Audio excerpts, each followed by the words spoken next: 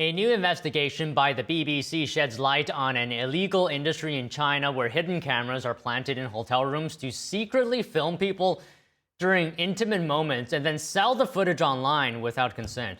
The BBC team identified 54 hidden cameras live streaming from hotel rooms over a 7-month investigation. Joining us to discuss this is Chris Chappell, host of the show China Uncensored. Chris, good afternoon. And this just sounds crazy, but you've covered such issues. How big is the problem? Oh, it's pretty widespread. A couple years ago, there was a Chinese blogger by the name of Shadows Never Lie, and he uncovered this problem that a lot of these hotels, guest houses in China, they install hidden cameras and record people in some pretty intimate moments, and there is a big market for this on things like the dark web and whatnot. So it's pretty widespread, and it's a way of making a lot of money. Okay, who is doing this? I mean, are the hotel owners involved? Well, there's some deniability that the hotel owners have because they can say, "Oh, it was some other guest who installed the cameras."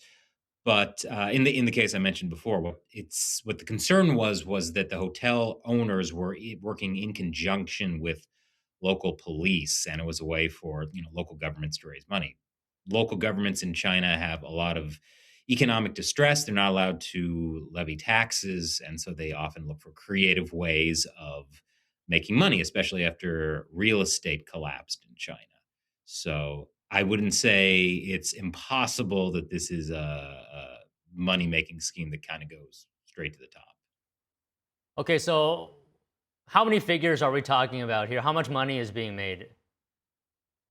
I don't think anyone has an exact estimate because nobody knows how widespread the issue is. This isn't something that the Chinese Communist Party wants getting out there. I mean, they want tourism happening within China and people going. The BBC documentary talks about a couple that discovered watching some of these channels that stream hidden cameras that it was the guy and his girlfriend. So it's pretty Wild. popular. It's it's Yeah. it's wild. Imagine seeing yourself online and just, I mean, what are I Chinese see myself authorities? online, but not like that.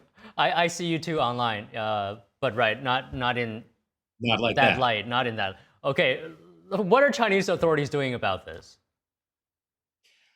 As far as I can tell, some perfunctory kind of, we're looking into it.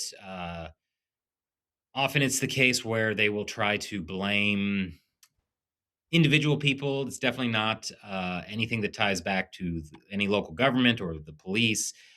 Um, but in the case of the streamer I talked about, the blogger, Chows Never Lie, there was a lot of pressure on him to be quiet about the situation, that he was damaging the reputation of hotels and guest houses throughout the country, and that he was the real culprit.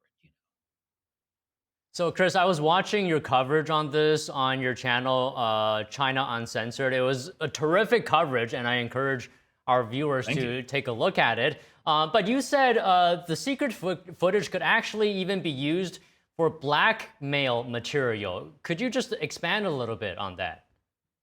Sure. So it's known that China uses honey traps, where they send a pretty young woman to an official, visiting official, businessman, and then films them in compromising situations and uses it as blackmail. Uh, Earlier today I saw this video of these new Chinese robots that they're designed to look like women, and I'm sure in the future they will be used for all kinds of things, and I'm sure they're just one giant spyware. What if Terminator is actually those Chinese robots that look like women? can, can you imagine that? Okay. I would Um, watch that movie. speaking of which, can you talk to us about China's larger surveillance state? What is the extent that people are being monitored? Oh, China is on another level. There are, I forget the exact number, but there's like, I want to say like 10 or 11 security cameras per person. That could be wrong, but it's overwhelming the amount of surveillance that goes on in China, and that's actually one of the reasons they want to do make a lot of breakthroughs in AI development because there's just simply so much surveillance, not just cameras, but also monitoring people online and every interaction that happens online that they need these AI tools to be able to process that amount of data. And just finally, what is the CCP doing with this data? Is it for control? Is it for something else? What is the main purpose? Well, if you're targeting like a U.S. government official or businessman, it's manipulation of some kind or another. It could also be within the Chinese Communist Party itself, being able to bribe and blackmail your own businessmen or rivals. But I think a lot of it is they're just trying to collect so much data that they just view it as something that's in their interest. And I don't think until they really get the breakthrough with the AI that they will even really be able to make use of a lot of it.